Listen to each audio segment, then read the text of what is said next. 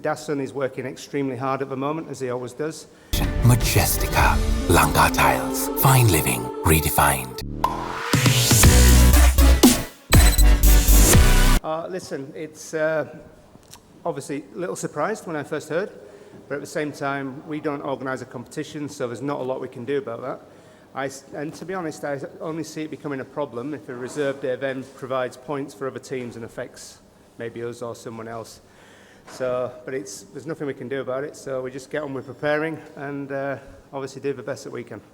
Well, obviously, Dasun is working extremely hard at the moment, as he always does. We're working hard with him to give him that confidence to give the runs that we know he can. We think at 7 he can add a real strong contribution for us down the order and help build on the good starts that we've been getting. Obviously, we've been getting to a position where we could launch from, and it'd be great to see Dasun go in and really hurt somebody and get us above that 300 mark at some point. So obviously he's working very hard and we're working very hard with him to allow him to do that. Yeah, I mean, first and foremost, yes, we have played Bangladesh once and thankfully came out on the right side of that competition. But what I will say is that, I mean, Bangladesh have been playing some good cricket as well, and there's some very good cricketers amongst their team. So for us, we've been watching that, we've been preparing well. We know we've got a good game coming towards us, and we've got to make sure that we're ready for that in every sense. And yes, obviously different surface here compared to what we had up in Kandy. And we will have to make sure that our combinations are right for this wicket. So, I mean, once I've finished talking to you, I'll be having a look at the wicket and obviously talking to the selectors. I knew you would ask this. Listen, I mean, it's first and foremost, obviously we saw that what was on TV, which was 37.1. And then we did some digging the night before anyway. Our analysts had a look at a few things. But it wasn't until sort of late on in the piece that people realised, well, hang on a minute, they can potentially still go here. So we had to make sure that we were switched on. I have to say, I felt for Afghanistan in that situation. I don't think it's something that we see very often. And I think it will probably be a little bit of a watershed moment of how teams potentially view the run rates and the calculations beyond that. So I think it would be, this particular instance will be written down as a huge learning curve, not just for the two teams involved, but for every team that's out there.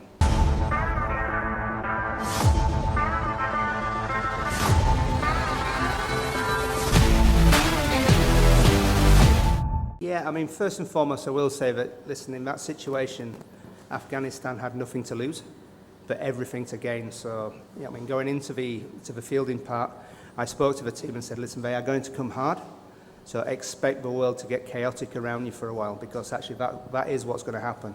And it was always going to go one of two ways. They were either going to get close or they would fall away. And as it happened, I thought, I mean, they played some wonderful innings there.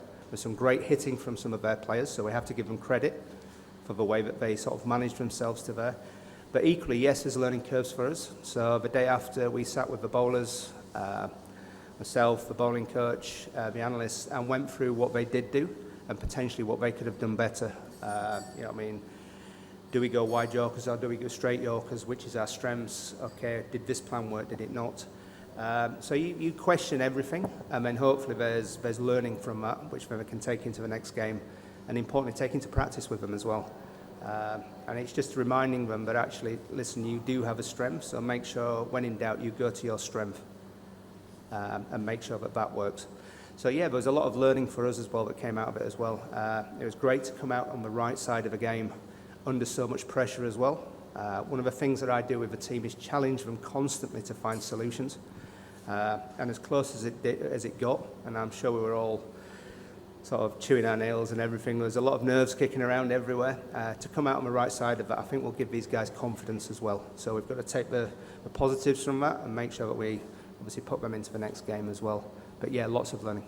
Well, first and foremost, I agree. I think Bangladesh have got a very strong bowling unit. And from what I've seen so far, this competition, I've been very impressed with them. You know, in particular, the pace bowlers.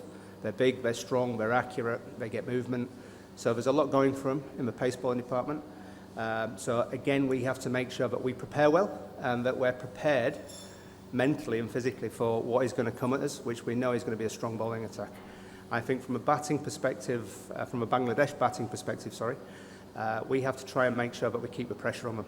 It is as simple as that, really.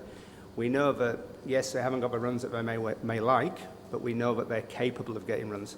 So we have to give them that respect and make sure that we try and keep the pressure on them all the time to hopefully get the wickets. So it'll be really simple, that we'll try and apply the pressure, get the wickets, and then from a bowling attack point of view, we've got to make sure that each individual batsman on our side has a plan of how they're going to cope with each individual bowler on the Bangladesh side. I think he's ready now. He struggled to start because obviously he got COVID, and it took him a while to actually recover from that properly. But he feels good now, so we've just got to make sure that we're preparing him well, as we are doing out there tonight, to make sure that if required he's ready.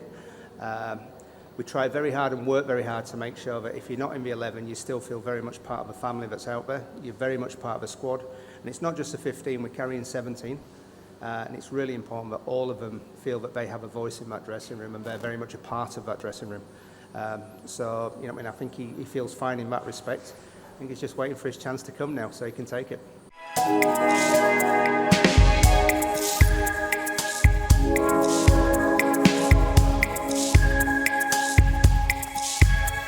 Colombo, beautiful outside and inside.